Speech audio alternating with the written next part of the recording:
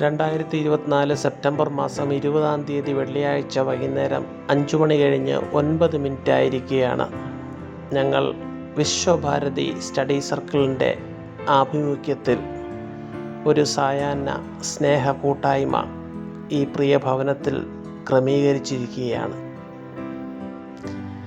കേരളത്തിലെ പത്തനംതിട്ട ജില്ലയിലെ തിരുവല്ല പട്ടണത്തിലെ മഞ്ഞാടി എന്ന സ്ഥലത്താണ് ഈ പ്രിയ ഭവനം. ഈ ഭവനത്തിലെ ഒരു കുട്ടിക്ക് വളരെയധികം ഉന്നത വിജയം ഈ അടുത്ത സമയത്ത് നേടിയിരിക്കുകയാണ്. അതിൻ്റെ ഒരു ചെറിയ ഒരു സന്തോഷവും കൂട്ടായ്മയും ആഘോഷവുമായിട്ട് വിശ്വഭാരതി സ്റ്റഡി സർക്കിളിൻ്റെ നേതൃത്വത്തിൽ ഇപ്രകാരം ഒരു പരിപാടി ക്രമീകരിച്ചിരിക്കുകയാണ്. ഈ ചിത്രീകരണത്തിലേക്ക് എല്ലാവരെയും സ്നേഹപൂർവം സ്വാഗതം ചെയ്തുകൊള്ളുന്നു.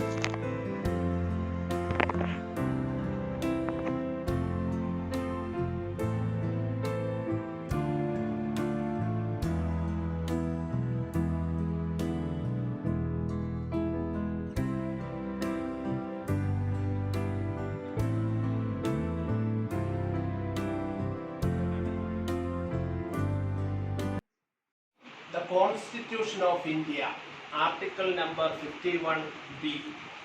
It is the duty of every citizen of India to strive towards excellence in all spheres of individual and collective activity, so that the nation constantly rises to higher levels of endeavor and achievement. ഓരോ പൗരന്റെയും ധർമ്മമാണ് എക്സലൻസിന് വേണ്ടിയുള്ള ഒരു പോരാട്ടം. അങ്ങനെ എക്സലൻസിന് വേണ്ടി പോരാടി ഒരു star ആയിരിക്കുന്ന, പേരിന്റെ അർത്ഥം തന്നെ സ്റ്റാർ എന്നാണ്, ഒരു നക്ഷത്രമായി ശോഭിക്കുന്ന മിസ് എസ്തേർ സൂസൻ എബ്രഹാമിന്റെ വീട്ടിലാണ് നമ്മൾ ഇപ്പോൾ എത്തിയിരിക്കുന്നത്. ഭാരതത്തിലെ medical entrance examination, national eligibility come entrance test 23 ലക്ഷം പേരാണ് 2024 ഇന്ത്യ മൊത്തവുമായി പരീക്ഷ എഴുതിയത്. അതിൽ 1 ലക്ഷം പേർക്ക് MBBS സീറ്റിൽ അഡ്മിഷൻ കിട്ടുവാനുള്ള പ്രവേശന യോഗ്യതയുണ്ട്. അതിൽ എത്രാമത്തെ റാങ്കിലാണ് എസ്തേർ പാസ്സായത്? 1300ാമത്തെ rank. It's a big achievement. അതുകൊണ്ട് ആ വിജയം നമ്മൾ ആഘോഷിക്കുന്നതിന്റെ സൂചകമായിട്ട് ഒന്ന് കൈയടിക്കുകയാണ്. ഞങ്ങളിത് വിശ്വഭാരതി സ്റ്റഡി സർക്കിളിന്റെ ആഭിമുഖ്യത്തിലാണ് ഇങ്ങനെ ഒരു കൂട്ടായ്മ സംഘടിപ്പിച്ചിരിക്കുന്നത്. കാരണം 2017 വിശ്വഭാരതി സ്റ്റഡി സർക്കിൾ കേരളത്തിൽ തിരുവല്ലയിൽ തുടങ്ങിയപ്പോൾ ഞങ്ങളുടെ ആദ്യത്തെ സ്റ്റുഡന്റിൽ ഒരാളായിരുന്നു എസ്തേർ എന്നുള്ളത് കൊണ്ട് തന്നെയാണ്. അന്ന് മാത്സിനൊക്കെ വളരെ ബ്രില്യന്റ് ആയിരുന്നു, നല്ല ഹാൻഡ് റൈറ്റിംഗ്, വളരെ ഹാർഡ് വർക്കിംഗ് ആണ്. തീർച്ചയായും ഒരു കുട്ടിയുടെ വിജയത്തിന് അവരുടെ കുടുംബത്തിന്, അവരുടെ മാതാപിതാക്കൾക്ക് ഏറ്റവും വലിയ പങ്കുണ്ട്. എസ്തേറിന്റെ പിതാവ് ഡോക്ടർ പരിചയപ്പെടുത്തിക്കോ, ഡോക്ടർ തന്നെ പരിചയപ്പെടുത്തുക. എബ്രഹാം മാത്യു ഞങ്ങളുടെ മനു ഡോക്ടറാണ്. ഡോക്ടർ ബിലീവേഴ്സ് ഹോസ്പിറ്റലിലെ സർജനായിട്ട് ഇപ്പോൾ വർക്ക് ചെയ്യുന്നു. മാതാവ് പറഞ്ഞോ? ഡോക്ടർ ഡിജിൻ മറിയം. ഞാൻ ഓഫ്താൽമോളജിസ്റ്റ് ആയിട്ട് വർക്ക് ചെയ്യുന്നു പുഷ്പഗിരി മെഡിക്കൽ കോളേജ്. അപ്പൊ ഏകദേശം 2005 സെപ്റ്റംബറിൽ ആദ്യത്തെ കുട്ടി ജനിക്കുമ്പോൾ എന്തായിരുന്നു ഈ കുട്ടിയെ പറ്റിയുള്ള നിങ്ങളുടെ പ്രതീക്ഷ? ഒത്തിരി പ്രതീക്ഷകളൊന്നുമില്ല. സാധാരണ കുഞ്ഞായിട്ട് നമുക്ക് കിട്ടുന്നു. വലിയ എക്സ്പെക്ടേഷൻസ് ഒന്നും അന്ന് നമുക്കില്ലല്ലോ. കൊച്ചു വളരുന്നവരും അല്ലേ നമ്മുടെ പ്രതീക്ഷകളൊക്കെ നമുക്ക് ആയി വരത്തുള്ളൂ. അവരുടെ ഒരു കപ്പാസിറ്റി നമുക്ക് മനസ്സിലായി തുടങ്ങുമ്പോഴാണ് ഈ രീതിയിലൊക്കെ ആക്കാം എന്നുള്ളത് നമുക്ക് ചിന്തിച്ച് തുടങ്ങത്തുള്ളൂ. സ്കൂൾ പഠനകാലമൊക്കെ എസ്തേർ ഒന്ന് പറയാമോ? ഏതൊക്കെ സ്കൂളുകളിലാണ് പഠിച്ചതെന്ന്? 10th വരെ ഞാൻ Mar Thoma residential school തിരുവല്ലയിലായിരുന്നു. 11th 12th ഞാൻ ക്ലാസ് വിദ്യാവിഹാർ ചങ്ങനാശ്ശേരിയിലായിരുന്നു പഠിച്ചത്. അവിടുത്തെ ടീച്ചേഴ്സും സാറുമാരും ഒക്കെ നല്ല സപ്പോർട്ടിംഗ് ആയിരുന്നു. സ്കൂൾ കാലത്തെ ഫ്രണ്ട്സുമായിട്ടൊക്കെ ഇപ്പോഴും കോണ്ടാക്ട് ഉണ്ടോ? സ്കൂൾ സമയത്തെ ഫ്രണ്ട്സുമായിട്ടൊക്കെ ഇപ്പോഴും കോണ്ടാക്ട് ഉണ്ടോ? ബെസ്റ്റ് ഫ്രണ്ട്സ് ഉണ്ട്. അവരൊക്കെ വളരെ ഹെൽപ്പിംഗ് ആൻഡ് കോപ്പറേറ്റ് ചെയ്യുമായിരുന്നല്ലേ? തീർച്ചയായിട്ടും. ഓക്കെ. ഇതിനോടുള്ള പാഷൻ ഏത് ക്ലാസ്സിലോട്ടാണ്?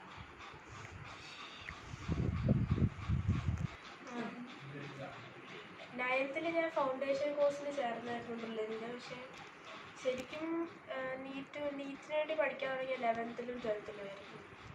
പിന്നെ ആദ്യത്തെ അറ്റംപ്റ്റിലെ റാങ്ക് എത്രയായിരുന്നു?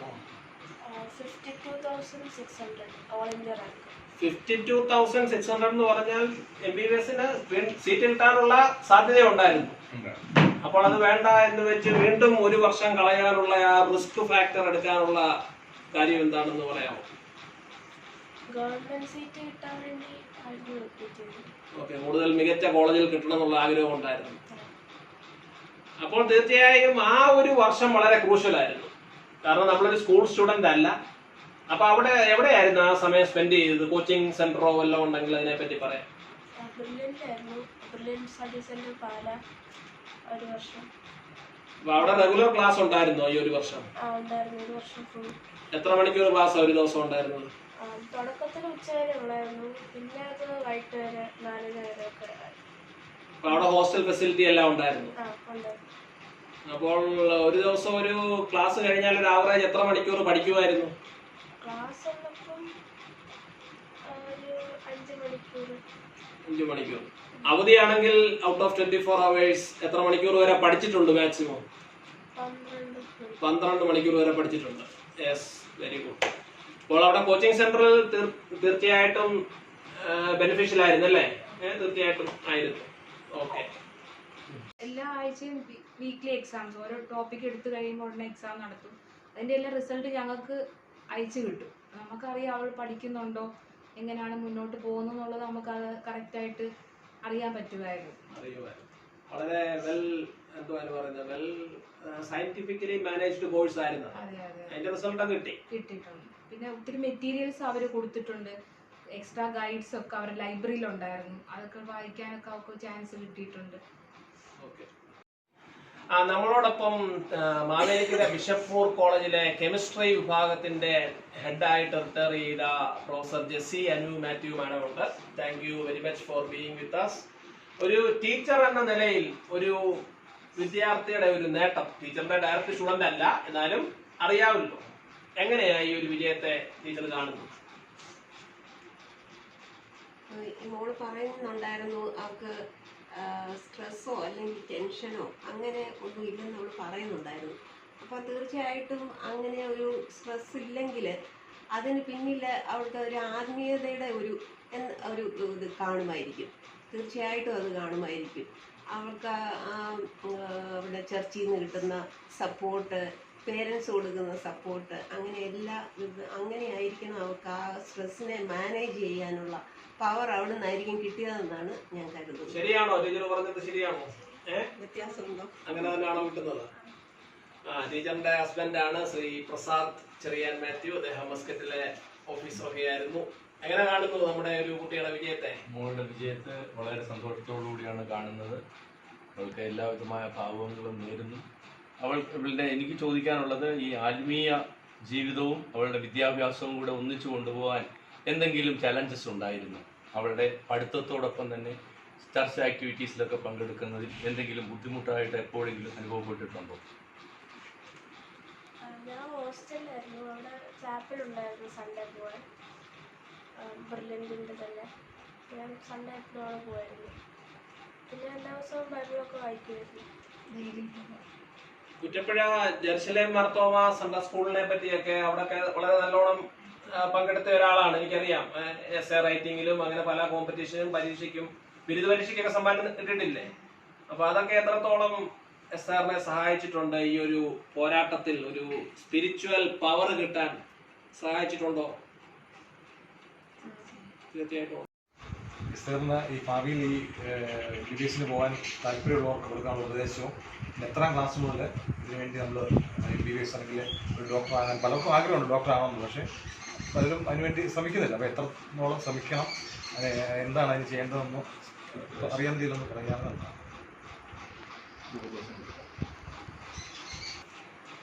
ഇതിനു വേണ്ടി ശരിക്കും 11th 12th തൊട്ട് പഠിച്ചു തുടങ്ങിയാൽ മതി. ഒത്തിരി നേരത്തെ തുടങ്ങേണ്ട ആവശ്യമില്ല. അല്ലെങ്കിൽ 12th കഴിഞ്ഞിട്ട് ഒരു വർഷം റിപ്പീറ്റ് ചെയ്ത് പഠിച്ചാലും മതി. പഠിക്കുന്ന സമയം ശരിക്കും പഠിക്കണം. പിന്നെ എസ്തറിന് 2 സിസ്റ്റേഴ്സ് ആണുള്ളത്. അതിൽ ഇവാഞ്ചലിന് ഇപ്പോൾ 11th പഠിക്കുന്നത്. ഇവാഞ്ചലിനും അതേ പാതയിലാണ്, ചേച്ചിയുടെ പാതയിലാണ് പോകുന്നത്. അതിനുള്ള കാരണം എന്നാ ഇവാഞ്ചലിന? ചേച്ചിയുടെ അച്ചീവ്മെന്റിനുള്ള ഇതിലാണോ? എന്തോ പറഞ്ഞു? ചേച്ചി ഒരു ഇൻസ്പിറേഷൻ ആയിരുന്നു. ഓക്കെ, അതുകൊണ്ട് ഇപ്പോൾ ചേച്ചിയുടെ സപ്പോർട്ടും കാണുമല്ലോ. ഇനിയിപ്പോ നമ്മൾ പഠിക്കാൻ തുടങ്ങുന്ന path is clear in front of isn't it?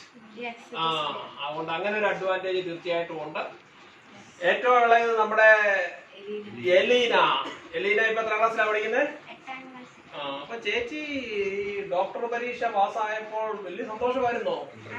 എന്നിട്ട് ഇവിടെ തലകുത്തി പറഞ്ഞോ? അതോ തലകുത്തി പറഞ്ഞില്ല? So what was your first response when you heard the news about her success? സന്തോഷിച്ചു. എല്ലാരും ചേച്ചിയെ പിടിച്ച് കെട്ടിപ്പിടിച്ച് ഉമ്മയെ കൊടുത്തോ? ഇല്ല. ചേച്ചി നല്ല ചേച്ചിയാണോ? നല്ല അതോ അടിയാണോ എപ്പോഴും? നല്ല ചേച്ചിയാണ്. ഓ, അങ്ങനെ നല്ല ചേച്ചിയെ പോലെ നല്ല രീതിയിൽ കുഞ്ഞും വളർന്നു വരട്ടെ എന്ന് ഞങ്ങൾ ആശംസിക്കുകയാണ്. ഓക്കെ. സ്കൂളിൽ പഠിക്കുമ്പോൾ ഏത് സബ്ജക്റ്റായിരുന്നു ഇച്ചിരി കൂടുതൽ ഇഷ്ടം? ബയോളജി ആയിരുന്നു ഇഷ്ടം. അപ്പോൾ ബയോളജി തന്നെ എടുക്കാവുന്നു. 11th 12th ബയോളജി തന്നെ എടുത്തത്. എസ്തർ 10ാം ക്ലാസ്സിൽ വരെ പഠിച്ച മർത്തോമ റെസിഡൻസ് സ്കൂളിലെ ഇപ്പോഴത്തെ ഒരു കുട്ടിയാണ് ഷെർവിൻ അല്ലേ? ഷെർവിൻ എത്രാം ക്ലാസ്സിലാണ് പഠിക്കുന്നത്? ആ, നിങ്ങളൊക്കെ ഇത് വലിയ സന്തോഷത്തോടെ കാണുന്നുണ്ടോ? അതുകൊണ്ട് ഫ്രണ്ട്സിനോടെല്ലാം പറഞ്ഞ് you have to celebrate the victory of a former student of your school അല്ലേ? ആ, വെരി ഗുഡ്. വർഷങ്ങളായിട്ട് അറിയാവുന്ന ഒരു നല്ല ഒരു ഉത്തമ കുടുംബമാണിത്. അതുകൊണ്ട് തീർച്ചയായിട്ടും പേരൻസിന്റെ റോളുണ്ട്, ടീച്ചേഴ്സിന്റെ റോളുണ്ട്, റിലേറ്റീവ്സിന്റെ റോളുണ്ട്, ഗ്രാൻഡ് പേരൻസിന്റെ റോളും തീർച്ചയായിട്ടും ഉണ്ട്. ഡോക്ടർ ഒന്ന് പറയാമോ അതിനെപ്പറ്റി? ഗ്രാൻഡ് പേരൻസ് ഇവരെ കരുതുന്ന കാര്യമോ? പേരൻസ് ടീച്ചേഴ്സാണ്. ഗ്രാൻഡ് പേരൻസ് ടീച്ചേഴ്സായിരുന്നു. ഡിജിന്റെ പേരൻസും നല്ല സപ്പോർട്ടിങ് ആയിരുന്നു. ഡോക്ടറിന്റെ പേരൻസിന്റെ പേരെന്ന് പറയാമോ? മാത്യു എബ്രാം. എവിടുത്തെ ടീച്ചറായിരുന്നു? സ്കൂളിലായിരുന്നു ടീച്ചിങ്. മാതാവിന്റെ പേര്? സൂസൻ മാത്യു. സൂസൻ മാത്യു. സ്ഥലം അവരുടെ നിങ്ങളുടെ സ്വന്തം വീട് ശരിക്കും ട്രിവാൻഡ്രത്താണ്. ട്രിവാൻഡ്രത്ത് എവിടെ? കേശവദാസ്.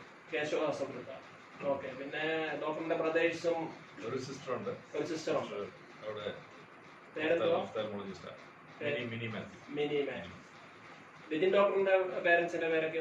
എൻ്റെ ഡാഡിയുടെ പേര് Joseph Varghese, mummy Valsamma Joseph. Mummy ബാങ്കിൽ നിന്ന് റിട്ടയർ ആയി.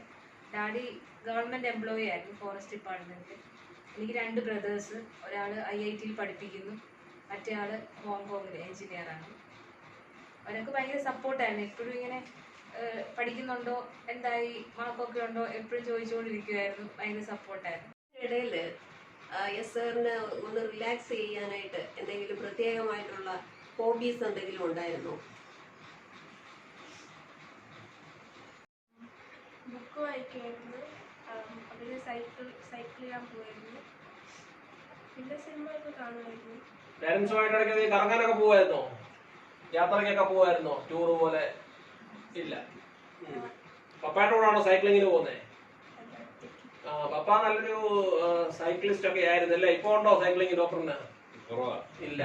അപ്പൊ ഡോക്ടറും സൈക്കിൾ ഓടിയിരും. പിന്നെ ഈ ഡിജിൻ ഡോക്ടറെ പറ്റി പറയാനുള്ളത്, ഇപ്പോഴും ഞങ്ങളുടെ കുറ്റപ്പുഴ യേശുലേം മാർത്തോമ പള്ളിക്ക് ഒരു ക്യൂസ് ടീം ഉണ്ട്. അതിലെ ഒരു വളരെ സജീവമായ മെമ്പറാണ് ഡോക്ടർ ഡിജിന്, നമ്മുടെ ജെസ്സി ടീച്ചർ. അങ്ങനെ എപ്പോഴും ക്രിയേറ്റീവായിട്ട് ചിന്തിക്കും. അതാ ഇവരുടെയൊക്കെ ഒരു മുഖമുദ്ര എന്ന് പറയുന്നത്. അതുകൊണ്ട് തന്നെ വളരെ ആക്റ്റീവാണ്, വളരെ സജീവമാണ്. വർഷം ഉണ്ടായിരുന്നു, സുപ്രീം കോടതി വരെ വന്നാണ് തീർച്ചയായിട്ടും വിധിയൊക്കെ വന്നത്. എന്നാലും നമ്മളെപ്പോഴും പറയുന്നത് പോലെ കള്ള നാണയങ്ങൾ ഇറങ്ങിയെന്നും പറഞ്ഞ് ഒറിജിനൽ നാണയത്തിന്റെ വാല്യൂ ഒരിക്കലും പോത്തില്ല. അതുകൊണ്ട് വളരെയധികം കഷ്ടപ്പെട്ട് വിവാദങ്ങളിലൊന്നും യാതൊരു വിധത്തിലും ഉൾപ്പെടാതെ കേരളത്തിലെ ഒരു ചെറിയ പട്ടണ പ്രദേശത്ത് ഇരുന്ന് കഠിന അധ്വാനം ചെയ്ത ഒരു പ്രിയപ്പെട്ട കുട്ടിയാണിത്. അതുകൊണ്ട് തീർച്ചയായിട്ടും അഭിനന്ദനം അറിയിക്കുന്നു. ശരിക്കും ഈ നീറ്റ് പരീക്ഷയ്ക്ക് ടോട്ടൽ മാർക്സ് എത്രയാണ്? 720. എത്ര ചോദ്യങ്ങളുണ്ട്? 180. എല്ലാം ഒബ്ജക്റ്റീവ് ടൈപ്പ് ക്വസ്റ്റ്യൻസ് ആണ്. എത്ര ഓപ്ഷൻസ് ആണ് ഉള്ളത്? 4 ഓപ്ഷൻസ് ഉണ്ട്. അപ്പോൾ ഇത് ഒരു ക്വസ്റ്റ്യൻ ശരിയായാൽ എത്ര മാർക്ക് നമുക്ക് കിട്ടും? 4 മാർക്ക്. തെറ്റിപ്പോയാൽ 5 മാർക്ക് നമുക്ക് പോവുകയും ചെയ്യും. അപ്പോൾ ഇത് ഈക്വൽ ആയിട്ടാണോ? ഫിസിക്സ്, കെമിസ്ട്രി, ബയോളജി 3ഉം ഈക്വൽ ആയിട്ടാണോ, അതോ എങ്ങനെ അതിന്റെ ക്വസ്റ്റ്യൻ ഡിവിഷൻ? ഫിസിക്സിന് 45 ക്വസ്റ്റ്യൻസ്, കെമിസ്ട്രിക്ക് 45, ബയോളജിക്ക് 90 ക്വസ്റ്റ്യൻസ്. ബയോളജിക്ക് 90 ക്വസ്റ്റ്യൻസ്. അപ്പം ബയോളജിക്കാണ് ഇതിന് കൂടുതൽ പ്രാധാന്യമുള്ളത്. ഓക്കെ, അപ്പോൾ എസ്തേറിന് എത്ര മാർക്ക് കിട്ടിയായിരുന്നു? 700 ഔട്ട് ഓഫ് 720. അങ്ങനെ 1300ാമത്തെ റാങ്ക് കിട്ടി.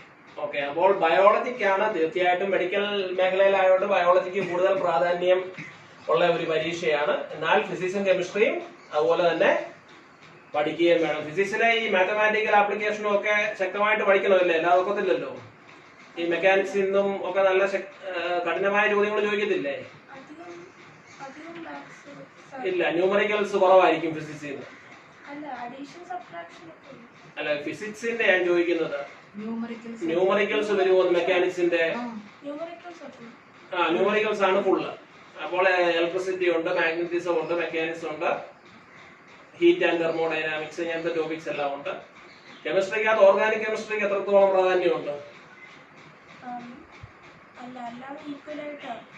ഉണ്ട്. അതിൽ നിന്നും കട്ടിയായ ചോദ്യങ്ങൾ വരും, റിയാക്ഷൻസ് ഒക്കെ ചോദിച്ച് വരും.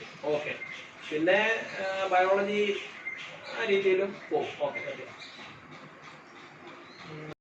അപ്പോൾ ഈ 1300ാമത്തെ റാങ്ക് എന്ന് പറഞ്ഞു കഴിഞ്ഞാൽ ഒത്തിരി കോളേജുകളിൽ നമുക്ക് ധാരാളം ഓപ്ഷൻസ് ഉണ്ട്, നല്ല നല്ല കോളേജുകളിൽ എടുക്കാനുള്ള. എന്നാലും തീർച്ചയായിട്ടും എസ്തേറിന്റെ ഒരു ചോയ്സ് ദാറ്റ് മാറ്റേഴ്സ്. അത് എസ്തേർ തന്നെ പറയട്ടെ, ഏത് കോളേജിലാണ് എസ്തേർ അഡ്മിഷൻ എടുത്തത്? ഓക്കെ, CMC വെല്ലു. ഇന്ത്യയിലെ തന്നെ വളരെയധികം എന്തോ അതിന് പറയേണ്ടത് ഒരു സുപ്രീം ഇൻസ്റ്റിറ്റ്യൂഷൻ ആണ്. ഐഡാസ് ഖഡർ എന്ന ചരിത്ര നായികയുടെ പാദമുദ്ര പതിഞ്ഞ ഒരു പുണ്യ ആശുപത്രിയാണ്. അതുകൊണ്ട് തീർച്ചയായിട്ടും she has taken A wonderful choice. Esther ആണ്. എസ്തേർ പഴയ നിയമത്തിലെ വേദപുസ്തകത്തിലെ പഴയ നിയമത്തിലെ ഒരു ശക്തമായ കഥാപാത്രമാണ്. എസ്തേറിനോട് മൊർദെഖായി പറയുന്നുണ്ട്, നീ ഈ സമയത്ത് മിണ്ടാതെ ഇരുന്നാൽ. അതുകൊണ്ട് മെഡിക്കൽ മേഖലയിൽ ഇന്ന് അനേക പ്രശ്നങ്ങളുണ്ട്.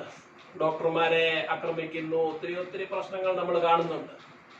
അതുകൊണ്ട് അന്ധകാരം വന്നു നിൽക്കുമ്പോൾ എസ്തേർ ഒരു രാജ്ഞിയായിട്ട്, ഒരു നക്ഷത്രമായിട്ട് ഈ അന്ധകാരത്തിൽ ശോഭിക്കട്ടെ എന്നുള്ള ഞങ്ങളുടെ എല്ലാവരുടെയും പ്രാർത്ഥനയും ആശംസകളും നൽകിക്കൊണ്ട് നല്ല ഒരു ഡോക്ടറായിട്ട്, ഡോക്ടർക്ക് ഇന്ത്യയിൽ കിട്ടാവുന്ന ഏറ്റവും വലിയ അവാർഡ് എനിക്ക് തോന്നുന്നു ഭാരതരത്ന വരെ കിട്ടാൻ സാധ്യതയുണ്ട്. പത്മഭൂഷൺ, പത്മവിഭൂഷൺ. വിശ്വഭാരതി ബിലീവ്സ് ഇൻ എന്തോ അവർക്ക് പറഞ്ഞേ, small aim is a crime. ഒരു ജീവിതമേ ഉള്ളൂ. അതുകൊണ്ട് മറ്റുള്ളവരെ സേവിക്കുക, സ്നേഹിക്കുക, വലിയ വലിയ ഉന്നതങ്ങളിൽ ചെന്ന് നേട്ടങ്ങൾ ജീവിതത്തിൽ കൈവരിക്കട്ടെ എന്ന് ഞങ്ങളുടെ എല്ലാവരുടെയും പ്രാർത്ഥനയുണ്ട്, ആശംസയുണ്ട്. ദൈവം അനുഗ്രഹിക്കട്ടെ. ഉന്നത വിജയം നേടിയ എസ്തേറിന് ഒരു അന്ന് മുതലേ ഒരു ചെറിയ സമ്മാനം കൊടുക്കണമെന്ന് ഞാൻ ആഗ്രഹിച്ചിരിക്കുമായിരുന്നു. ഇന്നൊരു അവസരം കിട്ടിയിരിക്കുകയാണ്. തീർച്ചയായിട്ടും അലക്സാണ്ടർ ജേംസ് സാറിൻ്റെ വ്യത്യസ്തരാകാൻ എന്നുള്ളൊരു ബുക്കുണ്ട്, വളരെ ഫേമസ് ആയ ബുക്കാണ്. അത് വളരെ സന്തോഷത്തോടെയും അഭിമാനത്തോടെയും വിളിക്കുകയാണ്. ആദ്യത്തെ പ്രധാനമന്ത്രിയായിരുന്ന പണ്ഡിറ്റ് ജവഹർലാൽ നെഹ്റു തന്റെ മകൾ ഇന്ദിരാഗാന്ധിക്ക് 13 വയസ്സുള്ളപ്പോൾ ജയിലിൽ നിന്ന് എഴുതി തുടങ്ങിയ വിശ്വ ചരിത്ര അവലോകനമാണ് ഗ്ലിംസസ് ഓഫ് വേൾഡ് ഹിസ്റ്ററി. എസ്തേറിനെ ഞാൻ പഠിപ്പിക്കുമ്പോൾ എസ്തേറിന് 13 വയസ്സായിരുന്നു. അതുകൊണ്ട് ആ ഓർമ്മയ്ക്ക് ഞാൻ വായിച്ച ബുക്കാണ് ഗ്ലിംസസ് ഓഫ് വേൾഡ് ഹിസ്റ്ററി. ലോകം മൊത്തം കീഴടക്കാനുള്ളതാണ്. അതുകൊണ്ട് പതുക്കെ പതുക്കെ ഒരു ദിവസം ഒരു ചാപ്റ്റർ വെച്ച് വായിക്കുക. വിശ്വഭാരതി സ്റ്റഡി സർക്കിളിന്റെ വകയായിട്ട് ഈ സമ്മാനവും അനുഗ്രഹങ്ങളും എല്ലാം നേരുന്നു.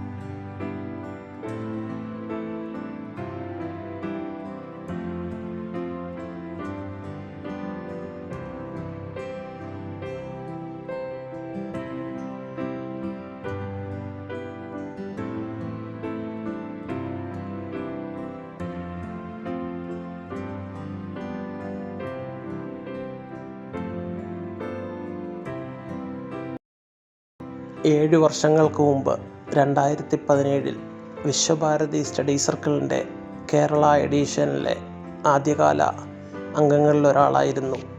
അന്ന് 7ാം ക്ലാസ്സിലും 8ാം ക്ലാസ്സിലുമായി പഠിച്ച എസ്തർ വളരെയധികം കഠിനാധ്വാനം ചെയ്യുന്ന മിടുക്കിയായ ഒരു വിദ്യാർത്ഥിനിയായിരുന്നു. എല്ലാ കാര്യങ്ങളിലും വളരെ ആവേശത്തോടു കൂടി പ്രവർത്തിച്ചിരുന്ന ഒരു മിടുക്കി കുട്ടി. സൗഖ്യദായക ശുശ്രൂഷയാണ്. മൈക്കിൾ ജാക്സൺ എന്ന അതുല്യ കലാകാരന്റെ ഒരു അതുല്യ പാട്ടുണ്ട്, ലോകത്തൊരിക്കലും മറക്കാനൊക്കാത്ത പാട്ടാണ് ഹീൽ ദ വേൾഡ്. എങ്ങനെയാണ് ആ പാട്ട്? അതിന്റെ ലൈൻസ് എങ്ങനെയാണ്? Heal the world, make it a better place for you and for me and the entire human race. എല്ലാവർക്കും നല്ല ഒരു make it a better place. ഞാനൊരു പാട്ടുകാരനല്ല, അതുകൊണ്ടാണ് ഞാൻ പാടാത്തത്. അതുകൊണ്ട് തീർച്ചയായിട്ടും ആ ഒരു ലക്ഷ്യത്തിലേക്കാണ് എസ്തർ പോകേണ്ടത്. വിശ്വഭാരതി സ്റ്റഡി സർക്കിളിന്റെ മോട്ടോയുണ്ട്, അബ്ദുൽ കലാം സാറിന്റെ small aim is a crime. അതിലെ 4 വരികൾ പറഞ്ഞുകൊണ്ട് നമ്മൾ അവസാനിപ്പിക്കുകയാണ്. ഞാൻ song of the youth Vishwabharati study സർക്കിളിന്റെ ഞങ്ങളുടെ മോട്ടോയാണ്. As a young citizen of India, armed with technology, knowledge, and love for my nation, I realize small aim is a crime. Small aim is a crime. Small aim is a crime. Small aim is a crime. Small aim is a crime. Small aim is a crime. Thank you. ഏകദേശം 1.5 മണിക്കൂർ നീണ്ടുനിന്ന സ്നേഹക്കൂട്ടായ്മ ദൈവ അനുഗ്രഹത്താൽ ഏറ്റവും ഭംഗിയായ രീതിയിൽ പര്യവസാനിച്ചു. പ്രിയപ്പെട്ട Manu doctor, Dijin doctor, Esther, Evangeline, Elena, Prasad sir, Jessy teacher, Shri Bobby, MDRSലെ 10ാം ക്ലാസ് വിദ്യാർത്ഥിനിയായ ശ്രേയ, 8ാം ക്ലാസ് വിദ്യാർത്ഥിയായ ഷെർവിൻ, എല്ലാവരോടുള്ള നന്ദിയും സ്നേഹവും ഈ സമയത്ത് അറിയിക്കുകയാണ്. വിശ്വഭാരതിയുടെ യാത്ര തുടരുന്നു. എസ്തറിന് എല്ലാവിധ മംഗളാശംസകളും നേരുന്നു. പങ്കെടുത്ത എല്ലാവർക്കും മംഗളാശംസകൾ നേരുന്നു. Small aim is definitely A crime. Thank you very much.